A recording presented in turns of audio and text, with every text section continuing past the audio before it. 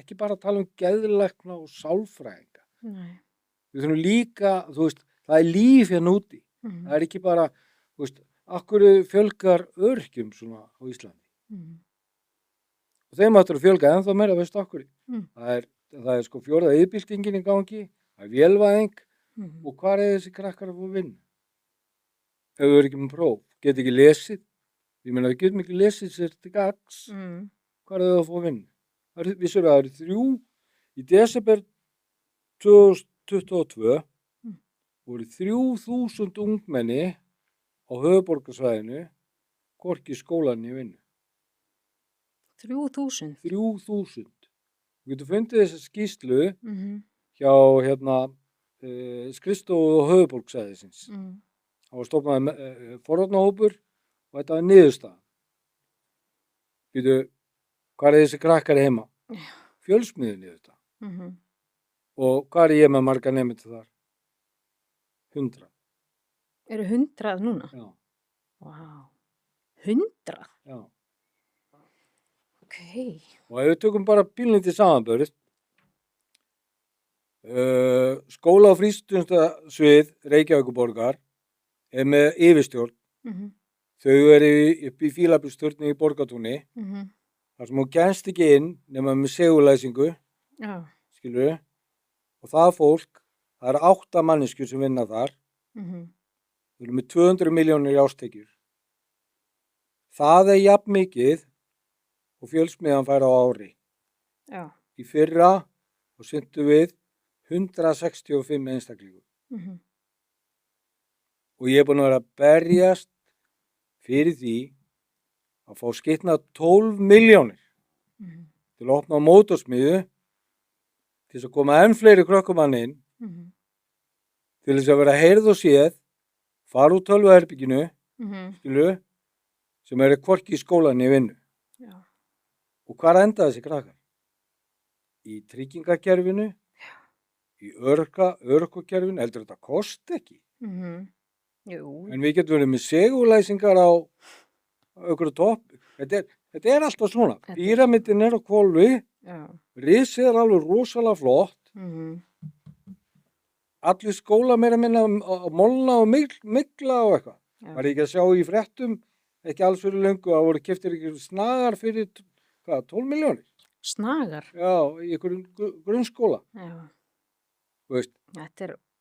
Þetta er alveg með ólíkindum og líka bara það að þú veist, þessi meðferðarheimili út á landi, jú, það er búið að vera eitthvað vesen, þú veist, það var einhver hneyksli með Laugaland. Alltaf við sem öll meðferðar, sko, við lifum ekki í fullkomnu heimi. Það er ekki búið að finna upp pilluna sem virkar við öllu og það er engin fullkomin ráðgjafi til. Nei. Og það verður alltaf þannig. Þess vegna sagði ég á hana þegar við vorum að tala ekkert gert og það er ekki rétt. Nei. Það er rosalega margir færir einstaklingar að vinna í meðferð. Ég meina, ég var á sjó einu sinni. Maður var oft, maður verður mikið þreyttari á því að vinna í meðferð heldur en að vera til sjó. Já. Þú kemur kannski heim eftir vinnudaginn og þið líður eins og með fullan hausinn á bómull. Já. Þú veist, þetta er svona andlega þreytt, maður er andlega þreytt, maður þarf að endurnæra sig. Það er erfið vinna. En þetta er óbóðslega gefandi vinna. Ég væri ekki í þessu. Það er búið að vera að skora á mig að fara fram í pólitík og eitthvað. En mig langar að vinna þarna. Já. Mig langar að ná árangri þarna. Mig langar, ef ég ætti mér einhvern æðsta draum, hvað var það síðustu ári minn í vinnu, þá var það að koma að alvöru skilorðseftirliti ungmenna á Íslandi að hugmyndafræði Youth Offending Team sem ég er búin að berjast fyrir. Ég er búin að berjast fyrir þessu síðan að Björn Bjarnason var dómsmálaráðherra. Það er mjög langt síðan. Já.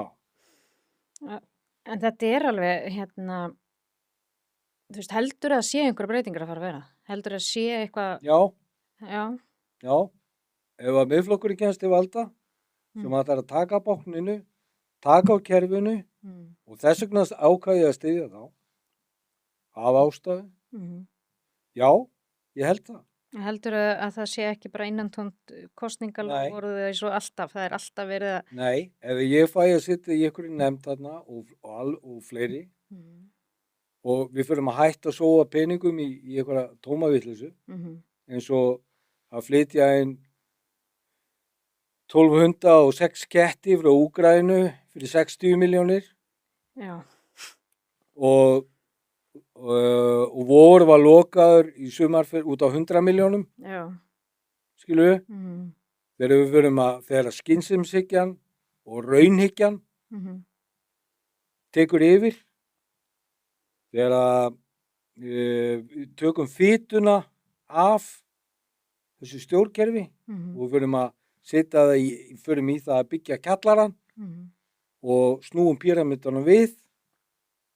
Já, ég hef sko mikla trú á því, en þess að ég ætla að minna á eitt.